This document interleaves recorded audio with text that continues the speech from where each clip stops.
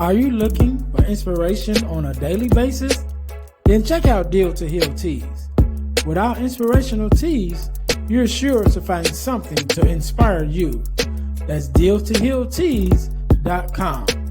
Put some inspiration in your situation. Wear inspirational tea and be inspired all day. Let's go to dealtohealtees.com. Again, that's dealtohealtees.com.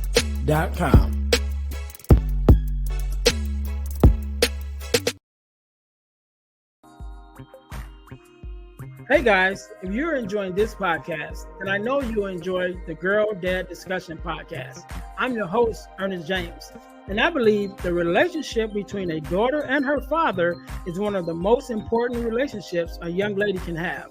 And therefore, my mission is to promote the daddy-daughter relationship by sharing the voices of girl dads to the world. So check out our podcast on every platform where podcasts can be listened to. And if you want to watch the podcast, check us out on our YouTube channel. Again, that's the Girl Dad Discussions podcast with your host, Ernest James. Hey guys, this is Ernest James, host of the Deal to Heal with E. James podcast. And I got a question to ask you. Could you buy me a cheeseburger? Better yet, could you buy me a value meal? Yes? Well, guess what? I don't need a value meal. However, for the cost of a value meal, you can support this podcast to keep us on the air. Just go to Patreon/Deal to Heal podcast and choose any one of the 3 tiers that's available. And if you just want to make a one-time donation, go to Cash App and make a donation to $EJames, the number 418. Make a one-time donation to the Cash App, or again, go to Patreon to support this podcast and keep us on the air. Thanks in advance. Be blessed.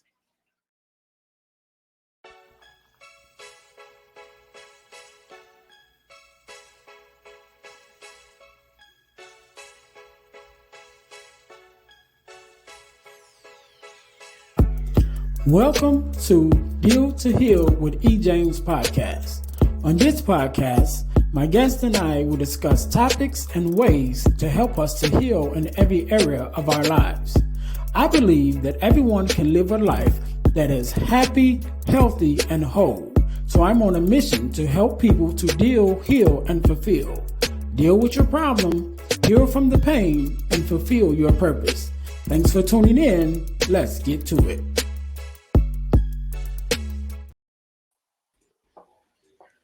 Welcome to the Deal to Heal with E. James podcast. I'm your host, Ernest James, and I believe that everyone can and should live a life that is whole, healed, and healthy. And therefore, I'm on a mission to help people to deal, to heal, and to fulfill, to deal with your problems, to heal from the pain, and to fulfill your purpose. Thank you guys once again for tuning in to the Deal to Heal with E. James podcast. If you haven't already, make sure that you guys listen, like, subscribe, and share to our podcast on all of your podcast listening platforms. Also, make sure you subscribe to our new YouTube channel, the Deal to Heal Podcasting Network. We changed our YouTube page from just our own podcasting page to a podcasting network page. And you also find there 2 podcasts that is already up and running.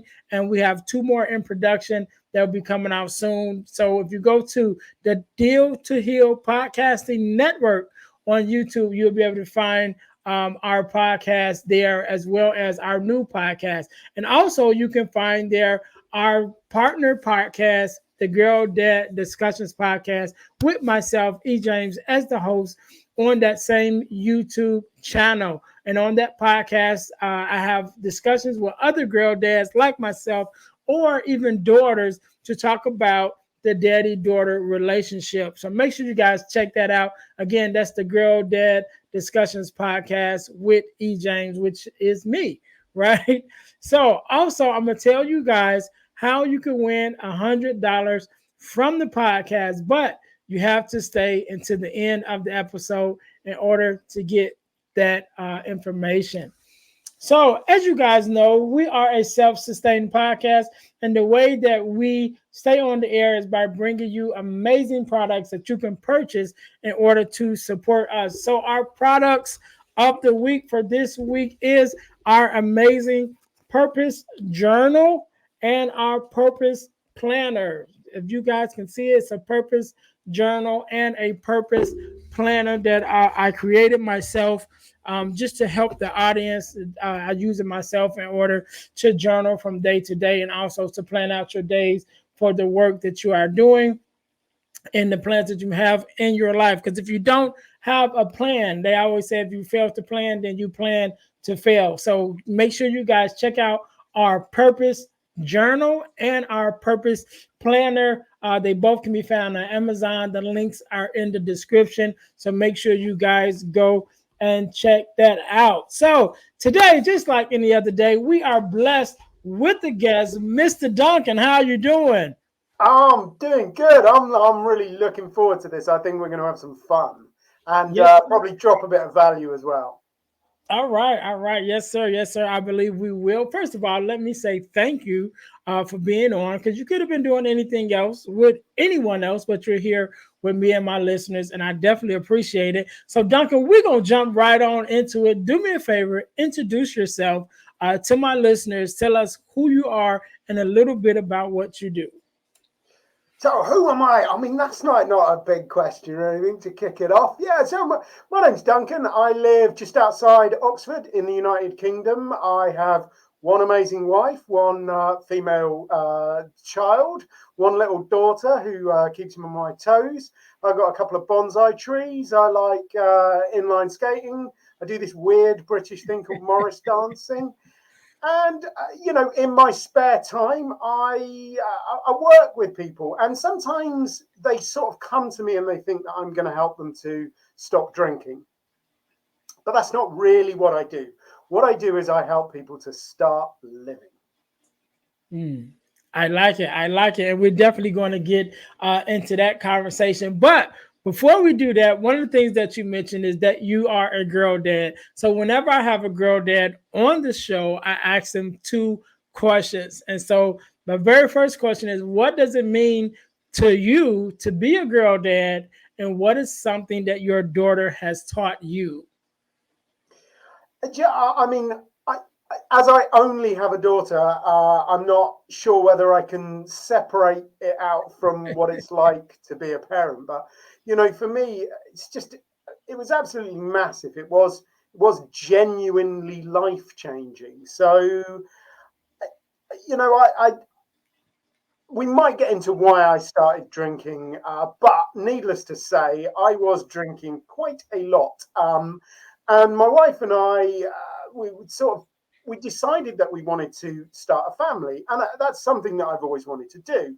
And in the back of my mind, there was this kind of little voice that was saying that this is not really going to go very well if you're drinking heavily and having Mhm. a kid. It's not really going to kind of work itself out. But as all great drinkers do, I just kind of told that little voice to shut up, and we did the kind of like starting a family thing, and that was kind of fun because that is the fun bit of parenthood, isn't it? And it was going really really well until my wife had a miscarriage, and it all went horribly wrong. I mean, it was really hard for her, physically, emotionally, mentally, psychologically.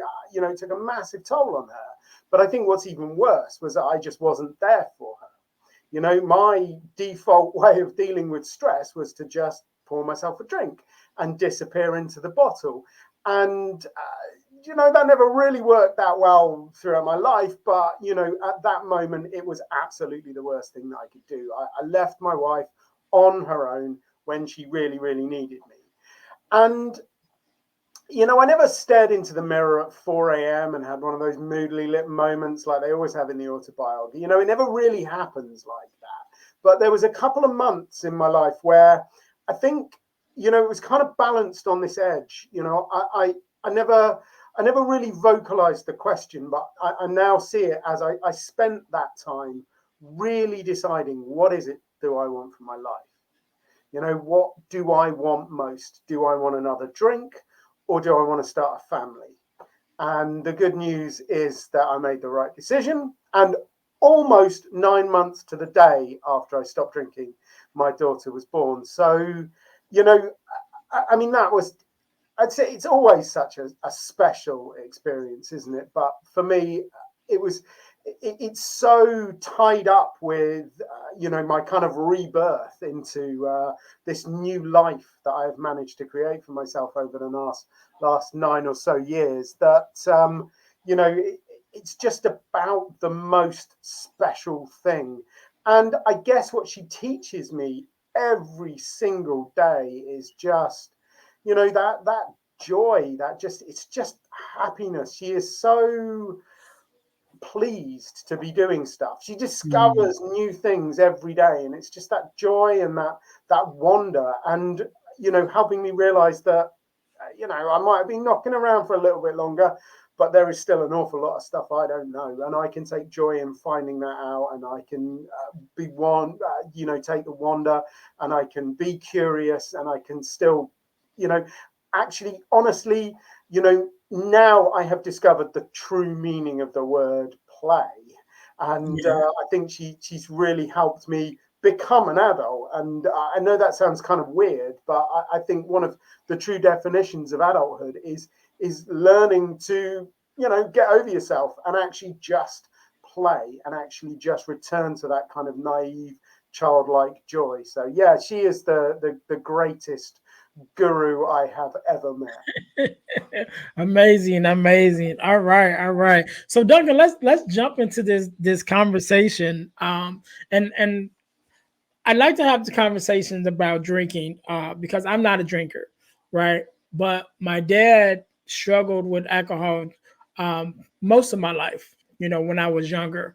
And he was blessed to be able to kick the habit, the last couple of years, especially, I would say the last 7 or 8 years before my mom passed away, he was clean, and then they were able to kind of, like you said, kind of go back to those days of just, joy. And I remember going to his apartment and he had the photo albums sitting on the table. And I opened them up and I'm flipping through them and I got all these pictures that him and my mom went to all of these places. I'm like, when did you guys do all this? But they did it like within the last 7 years when he was clean, where he was just there and available and they was able to travel and stuff. So my journey, even with drinking, was a reflection of my dad. And then how they have the stories sometime of you when you have that example, it can go two ways, right? And so like me and my brother kind of lived that example where I looked at my dad and was like, all right, alcohol, I'm not even touching it. You know what I mean? And my brother was on the other hand, was like, oh, okay, I think I'll try it. You know what I'm saying? So it was kind of those two dynamics. But my dad, like I said, my dad struggled with alcoholism, and drinking a long time. He was functional, most of that time, but it still had its highs and lows. And I know some of his thing was around depression and other things that because of his life experiences, of why he was going through that. But I always just find it, like when I talk to some people, especially younger people, and I was like, I always say, just don't even get into it, like drugs or alcohol. Just like leave it alone and learn to live your life, freely, And I always get the question, what's wrong with it? And I would say, but what's right with it? You're asking the wrong question. The question is what's right with it? Is it really enhancing your life, or are you using it as a crutch to get away from your life? So if you're using it to get away from your actual life, then maybe you should work on your life. You know what I'm saying? So in your own experience, I know, again, you have those two dynamics. Like you have the terrible stories. It's like, oh yeah, this guy who just couldn't even function, and then you have those that maybe heavy drinkers, but they can function. Like on those different extremes, and then you have those people in the middle that's kind of like, well, what's wrong with it? And so just from your experience, what would you say is probably some of the harms that even just not even recognizing the strength or effect that alcohol or drinking can have on your life. Yeah, I think that's a really, really interesting question. And I think that one of the things that we're really bad at judging, not just you and me, I mean humanity in general, Hmm. is we're pretty bad at measuring gradual change. You know, if something happens like big, all of a sudden, huge change, we notice it. But if it happens gradually over years and years and years, we just don't notice it. And I think that's part of the problem with alcohol. It's kind of progressive, and the effects that it causes to you generally aren't massive big things. I mean, it can, it Hmm. kills people. A lot of young people die every year drinking to excess through misadventure, doing stupid things, exposure, actually just out and out alcohol poisoning, because lest we forget. And, an espresso cup of neat ethanol would kill most people. So you can kill yourself just in that one go. You can have these big effects like DUI or a prison sentence, but for most people, it's gradual, small changes. They wake up the next morning and they aren't quite, as energetic and as focused as they were the day before. And then the next day, it's just a little bit worse. After 20 years, it's actually massively worse. But you haven't noticed it because it's all of these continual, gradual changes moving on and moving on. If you went from the way you felt at, say, 15 when you started drinking to the way you felt at 35 after 20 years of even moderate drinking, that difference is so huge that if you had that like overnight, you would be like, oh my god, I need to see the doctor. Something is seriously wrong. But because it happens to gradually, most people don't notice the way it slowly erodes your strength, your courage, your confidence, your energy, your focus, your sense of calm, your peace, all of these things. And there is masses of scientific evidence to support all of those statements. In fact, there's an increasing body of scientific evidence that's showing that even drinking at a relatively moderate rate is has quite significant impacts. So, for example, 2 drinks is enough to increase your cortisol levels, which is the stress hormone, by about 18%, which is quite a lot. And, those 2 drinks are enough to reduce the quality of your sleep by about 24%. So, just 2 drinks is having a measurable and significant effect on you. But what do we put it down to? We're getting a bit older, aren't we? Stressful job. We blame anything other than the alcohol. And then, of course, when we get home from work, we're kind of stressed and we're kind of tired and we're kind of frazzled. We say, oh, well, I'll have a drink. That will calm me down. That will help me deal with the stress. And you can get to the point where it wears you down so much. It is the only thing in life that you think is providing you with anything positive. So the last thing you want to do is give up the drink, and that's one of the reasons why it becomes such a vicious downward spiral.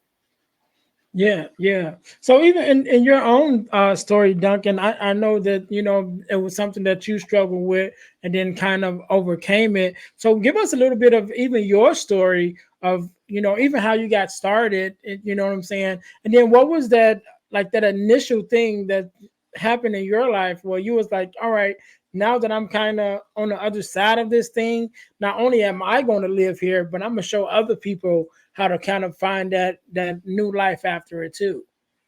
Yeah, so I blame poetry.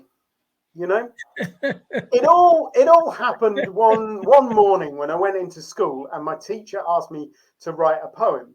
And I know that most people are thinking, oh yeah, I get that, Duncan, writing a poem, that would be terrible. But me, I was quite excited because I was really into Shakespeare at the time. And you're rapidly getting the impression that I was one of the cool kids. I know. Anywho, so my teacher asked me to write this poem, and I went at it and I wrote what I considered to be quite a good poem for a 9-year-old anyway. And I showed it to him. And he went, yeah, well, look, your handwriting is scruffy. You missed a load of commas and all of these words are spelt right. So I said, yeah, but what's important about a poem? Is it, where you put the commas, how you spell the words, or is it actually what you write? Is it the use of what I now understand to be imagery and assonance and alliteration and metaphor? I mean, that's what's really important about a poem, isn't it? Who cares how you spell it? Who cares where the commas go? And he said, yeah, Duncan, see me after school. And that sort of kind of sums up my experience with school. I had this kind of like one set of very firm beliefs about how the world should work, and then my teachers had this other very firm set of beliefs about how the world should work, and the two never really met.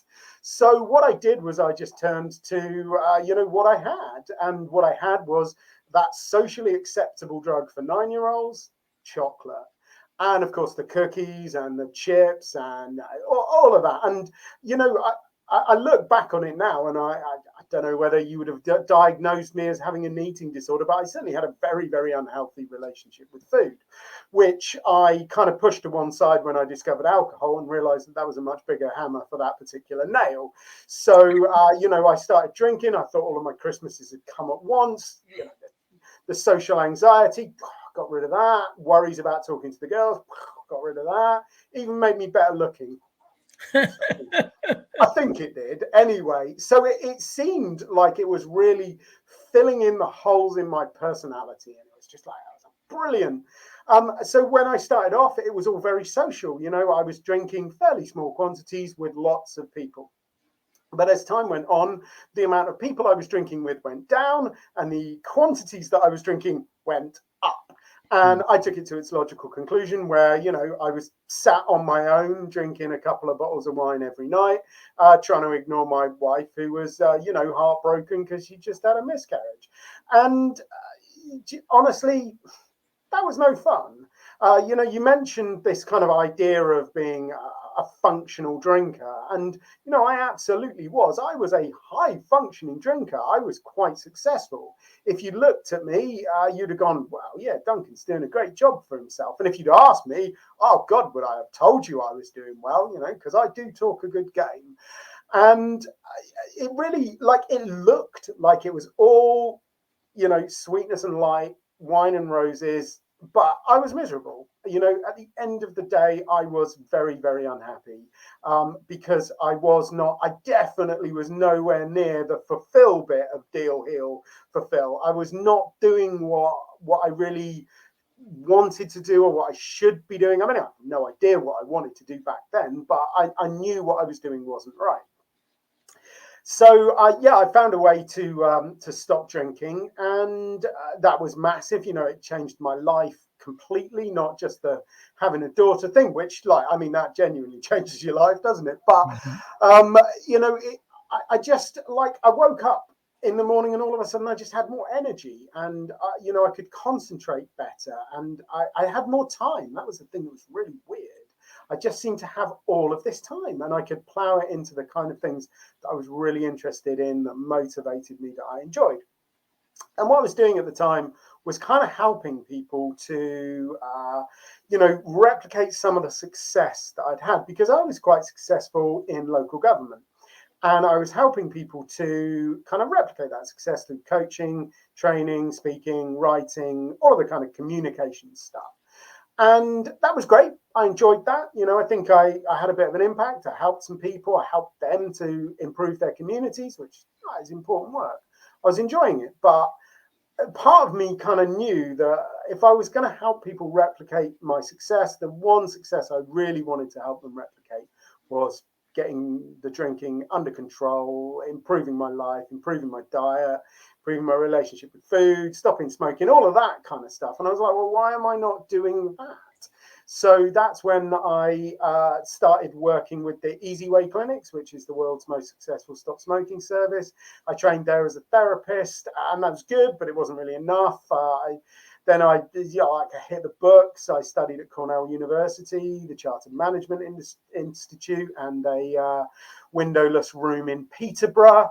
And that was cool, but it wasn't really enough. So I started interviewing the sober superstars. I became completely obsessed with what helps people to stay sober.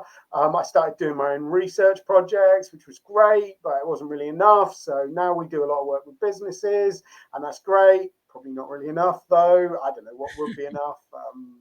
At some point, I'll probably sit down and have a cup of tea and read some like gnarly sci-fi novel. But at the moment, there is a lot to be done, and I am happy to be doing it. I really love it.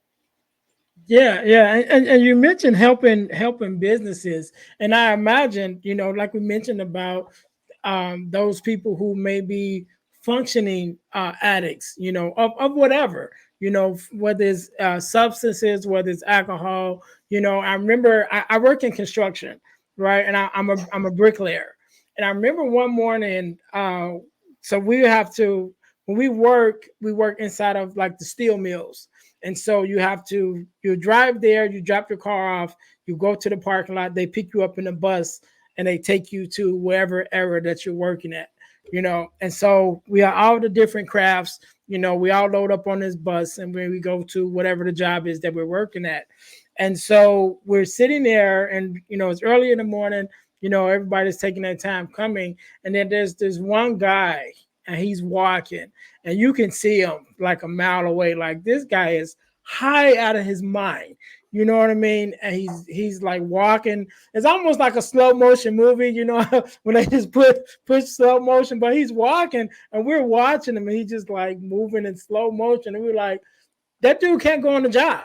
You know what I mean? Like, he can't go. We're working on the construction site. You know what I'm saying? Like, anything can happen, and he's already like half asleep while he's walking.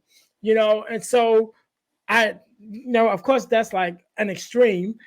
Everybody's not that far, but you mentioned of helping businesses, and helping those individuals that may be functioning. You know what I'm saying? But of course, if you're under any kind of influence, you definitely can't give your all to your job. So what ways do you come in and kind of work with the businesses to help those businesses get their employees to kind of wake up, or should I say? Yeah, I mean, I think it's very interesting that you mentioned the construction industry. The construction industry is one of the few industries that has been actually quite open, certainly in the UK, about getting to grips with the problem, because Mhm. it's a little bit more severe. I mean, we talk about different things in different industries. When you talk about construction industries, you would talk about accidents at work, because that's going to be a big thing. Because what would be the worst thing to mix alcohol and drugs would be anything that involves heavy machinery or Right. heavy things or ladders. That's also, Yeah. generally construction is a bad idea. And, certainly in the past, the construction industry has had a very, very severe problem. A lot of heavy drinking in the evenings, and a lot of kind of like, well, how do we get through the day with that hangover? The coffee just ain't cutting it anymore. So you're finding a lot of cocaine creeping into building sites and things like that, which is, again, blurs your judgment. Not good to mix with heavy machinery. And the good news is that the construction industry in this country is getting that. It's starting to wake up to it. It's starting to see it genuinely as a health and safety problem. Now, most of the companies that I work with are in more kind of white collar sectors. So we tend to talk about different things, and we tend to talk about productivity, and we tend to talk about team morale, and we tend to talk about recruitment and retention of the top talent. And because those are the problems that they're suffering from. A lot of people have this image that alcohol is really, that's a problem for people at the bottom of society. But the absolute reverse is true. The more you earn, the more you drink. Taken to its logical conclusion by 13.5% of the highest earners who drink basically every day. And there is no way that you can drink every day and not have a problem. Just there is no way to do that. So, a significant amount of people in senior executive positions have got drinking problems. And I think, a lot of companies now, they're wising up to the idea of well-being. And most big companies now do have well-being programs, because they know, that they've got a moral obligation to look after their staff, but also, there's a bottom line interest in it. Happy staff productive staff, they stay, the cost of recruitment is less, the cost of recruitment is incredibly expensive.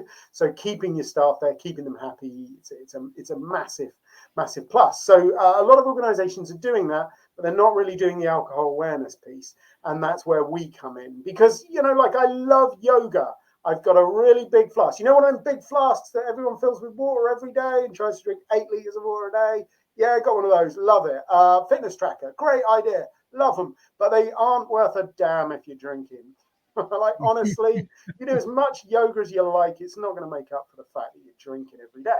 So we come in and we actually make people's wellbeing programs work, because we address some of the underlying issues of the wellbeing problems. You know, like, why are you not sleeping? You're not sleeping because alcohol is just about the worst thing you can do for your sleep. No amount of blackout blinds or reducing your blue light levels are going to help you. You've got to get to grips with the drinking.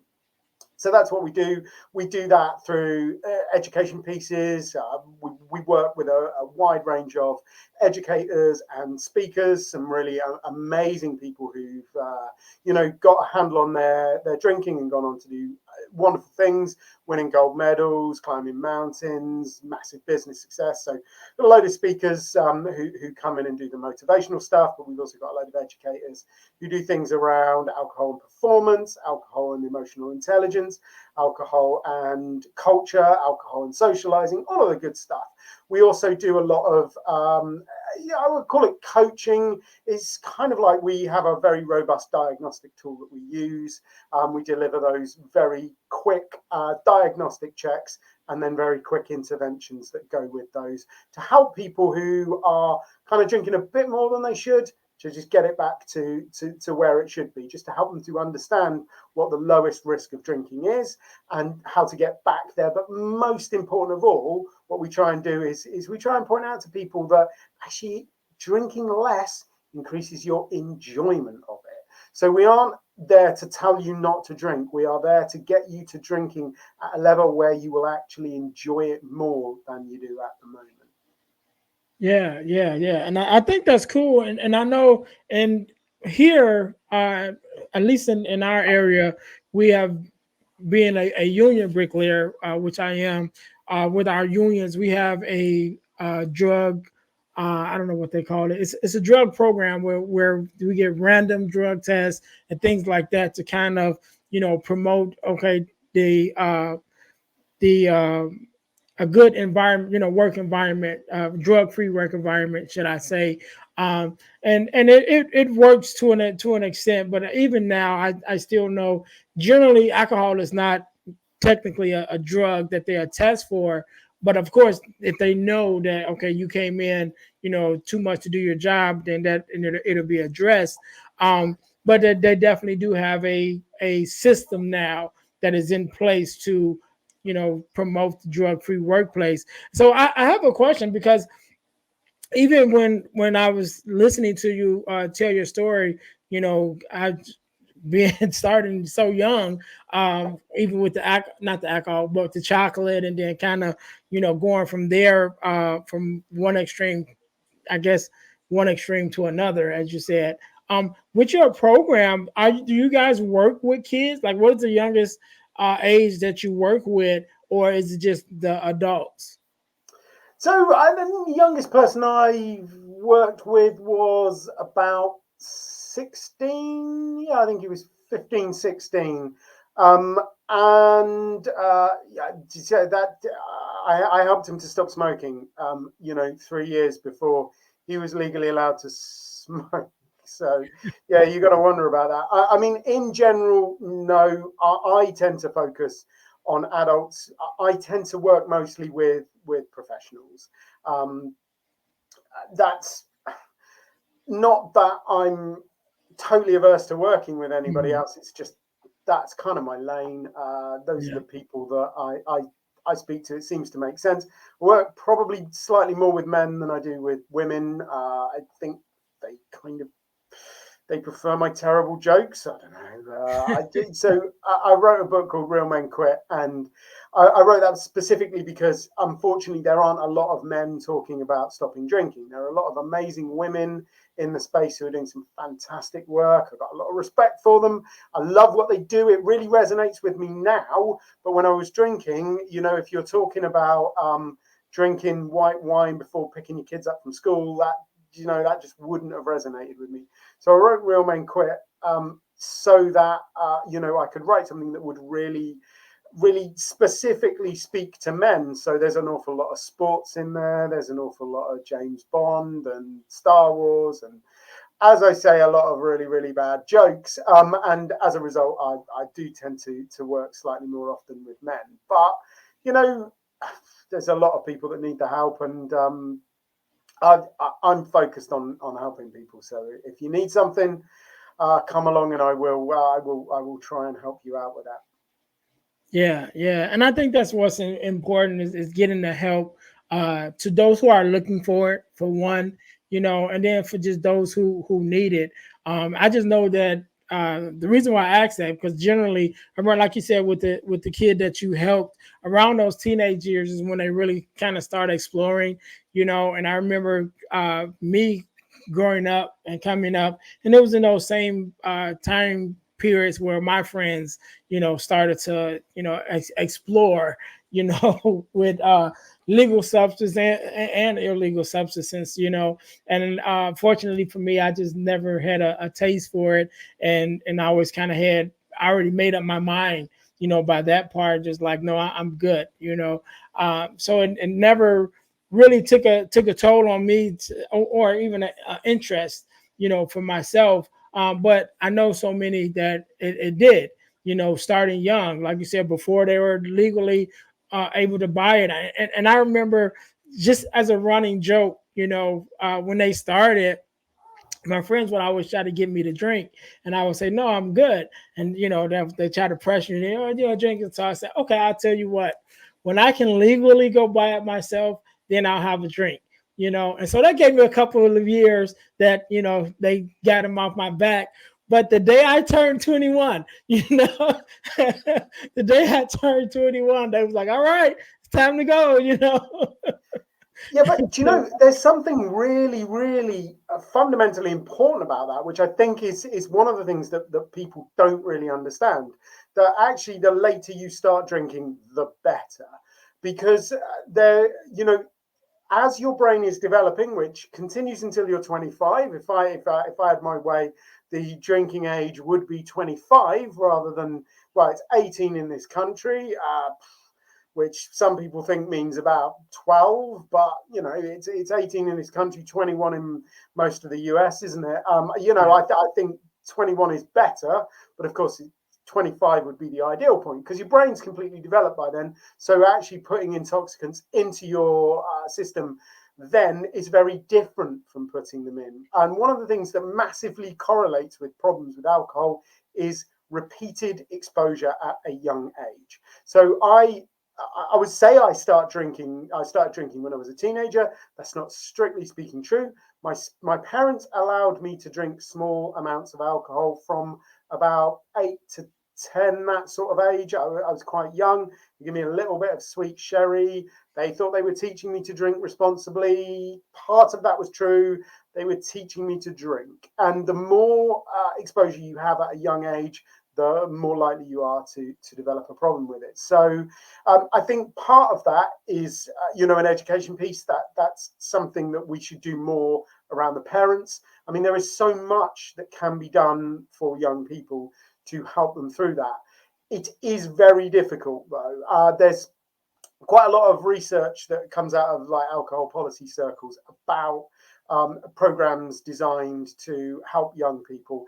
And some of them are quite effective. They don't necessarily tend to be always 100% effective at stopping people drinking, but they increase people's education and understanding of the effects, which often has a long-term impact.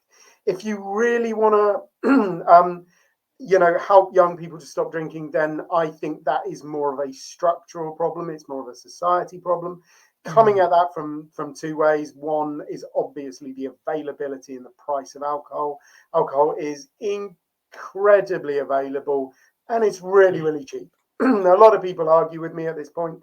And, you know, I know the tax systems in the US, it varies from state to state, but in the UK, the way alcohol is taxed, it's taxed at a fixed price per barrel of beer. So if you're